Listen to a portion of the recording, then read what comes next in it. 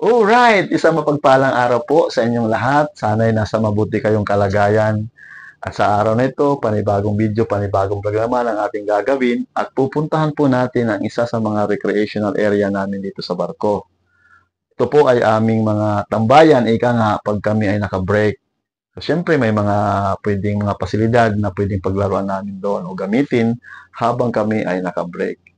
Ngayon, kung gusto niyo pong malaman at gusto niyo makita, samahan niyo po ako. Alright, let's go!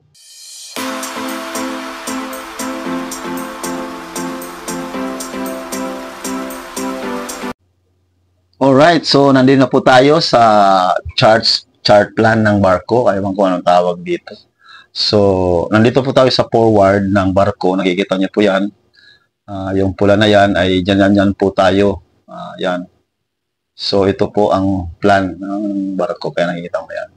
So, dito sa pagpasok mo galing sa elevator yan o galing sa hagdanan, may dalawang left and right. So, unang pupunta natin yung right side. Yan, may laruan po dyan. Nakikita niyo po. Yan, yung laruan na yan. Ewan ko anong pangalan niya. Kalimutan ko. So, if you know the answer, just comment down below what is this kind of playing table. And then we have also two billiard table. This is not the size of the professional that we are using. You know, the big one, this is the smallest one. But they are same purpose, parehas gamitin. No? May mga bola din, may tako. Pero, hindi siya ganun sa kalaki ng mga professional billiard table. Alright, so ayun din, anin din ang kanyang butas, no? At syempre, dalawa po yan. Ganun din, at the same time, nandun sa ilalim po ang kanyang mga bola. At yun doon po ay yung lagayan ng mga stick or tako. Yun. Kung ikaw ay mayroong sariling tako, pwede mong dalhin. Yun, meron tayong screen, mga upuan habang nanonood. At pupunta tayo dito sa kabilang side. Yun, may mga, nakita nyo may mga upuan, may nagpaka-break na katrabaho. At meron ditong tatlong dart board. Yan, kung mahilig ka mag-dart, this is for you. Pwede ka magdala ng sariling tawag doon. Hindi ko mga alam, pasensya na po kayo. So, mayroon ditong tambayan din kung may porthole ang tawag yan na rito. So, dyan, pwede kang maupo dyan, pwede kang magmuni-muni, pwede kang mahiga, you know? So, kasama yung tatlo po yan. Alright? So, yon.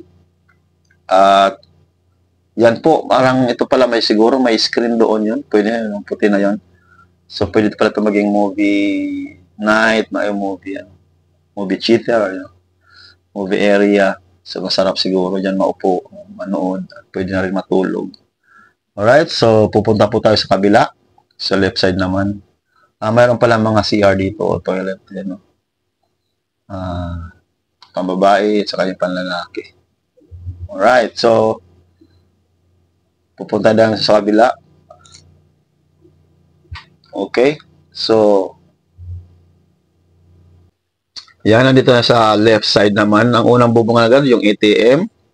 At saka itong machine na pwede ka mag-deposito doon sa aming CPAS card kasi ang CPAS card ang aming ginagamit sa pag-transaction sa pag may bumibili ka. Pasok mo yung card mo dito sa ATM at mag-green po yan at ipapasok mo na yung pera. Okay? At dyan magkakaroon ng laman ang yung CPAS card. At makakagamit ka na ng gusto mong gamitin, bibili ka. At lalo na ito dito sa mga internet, yun, kailangan kasi ng may laman ang iyong card para makagamit ka ng internet. So yan po, internet po yan, marami po yan. Ano? Dito, maliging sa kabila, ayan po, ayan. So kung ang iyong cellphone ay lowbat, talagang gusto mong gumamit, dito pwede ka mag-internet, Facebook, YouTube, ano. Yan. At dan sa kabila naman, nandito po yung dalawang ping-pong table. Dalawa yan. Yan po, kung marunong mag-ping-pong, this is for you. Yun, may naka-break na kasama ako. Ayun. Oy. Kumaway-kaway pa. Kumusta na kayo? Mapapatawa pa yan. Ito ay tumawa pa. Okay.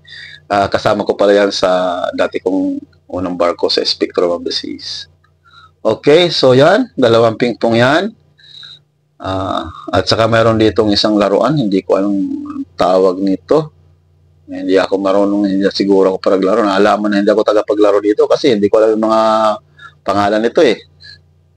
So maganda rin yan if you like that one. So para sa yan. Alright, so mayroon pong nakaupo doon, si ate, naka-break siguro siya. Yan po ang ating mga porthole din. Okay? So, yan po ang kabuuan ng ating video ngayon, ang aming isa sa mga recreational area dito sa barko. Sana nagustuhan nyo po. At muli, maraming salamat po sa inyong panonood. Bye-bye! See you in my next vlog.